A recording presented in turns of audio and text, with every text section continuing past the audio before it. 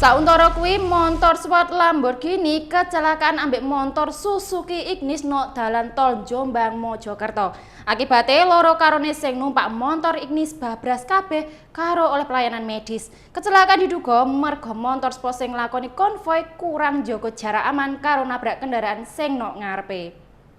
Iring-iringan rombongan montor sport kerekam kamera CCTV mlaku nok jalur tol Jombang Mojokerto. Sakbare kuwi salah sijine montor kecelakaan nok kilometer 697B sing enek nok Desa Watudakon, Kecamatan Kesamben, Kabupaten Jombang. Montor apik iki rusak nemen nok bagian ngarep. Pirang-pirang petugas teko tol Jombang Mojokerto ambek petugas kepolisian nglakoni evakuasi loro karone kendaraan sing terlibat kecelakaan. Kecelakaan iki kawite pas montor Lamborghini nomor D1675 QGK mlaku bareng rombongan. Montor sing urung dingerteni sopir iki ndadak nabrak montor Ignis sing enek nok ngarepe.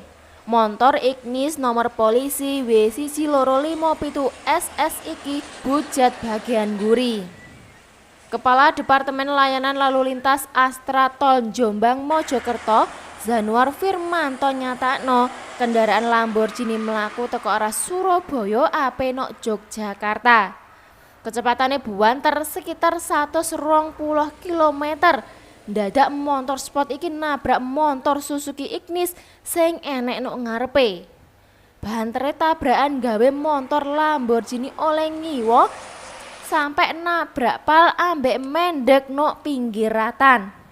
Gak enek korban jiwa teko insiden iki.